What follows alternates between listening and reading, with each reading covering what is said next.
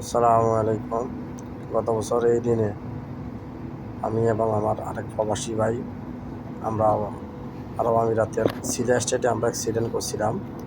পরবর্তীতে আমাদেরকে এখান থেকে সিলা হসপিটালে নিয়ে যাওয়া হয়। নিয়ে যাওয়ার পরে আমাদের এখানে ইমার্জেন্সিতে আমাদেরকে রাখা নাই। পরবর্তীতে আমাদের জন্য হেলিকপ্টার নিয়ে আসা হয়। হেলিকপ্টারে করে আমাদেরকে পরবর্তীতে মাফরাক হসপিটাল নিয়ে যাওয়া হয় আবুধাবিতে। ওখানে আমাদের ট্রিটমেন্ট চলে।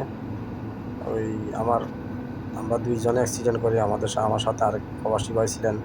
ওনার দেশের বাড়ি হচ্ছে যে ওনার গ্রামের বাড়ি হচ্ছে যে সিলেট জেলা। আর আমার বাড়ি হচ্ছে ফেনী। আমরা ২ জনে অ্যাক্সিডেন্ট করি একসাথে। অ্যাক্সিডেন্টটা অনেক মারাত্মকই ছিল। পরবর্তীতে আমাদের মাফরাক নিয়ে যাওয়া হয়। ওখানে আমাদেরকে আইসিইউতে নেওয়া হয়।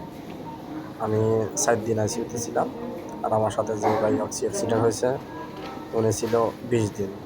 পরে আমি ১০ দিন পরে রিলিজ পাইছি। আর আমার আরেক ভাই উনি ২০ দিন পরে আইসিইউ থেকে আসছে।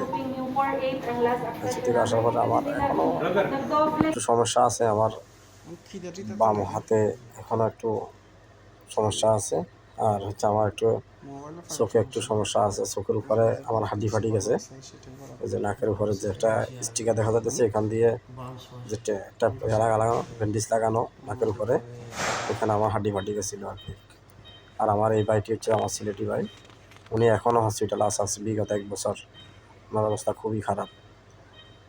ওনার অবস্থা এত খারাপ যে উনি এখন ওনার মাথায় বেশি আঘাত পাইছে, তার কারণে উনি একটু মাথার স্মৃতিশক্তি ওনার একটু মানে হয়ে গেছে, সমস্যা হয়ে গেছে।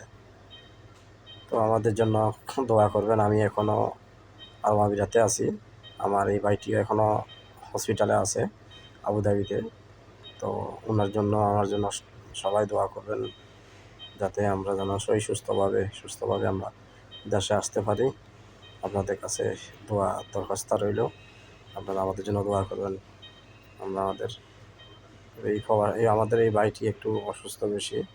উনি মাথায় একটু আঘাত পাওয়ার কারণে একটু ওনার সমস্যা হয়ে গেছে বেশি আর কি। দোয়া করবেন সবাই আমাদের জন্য।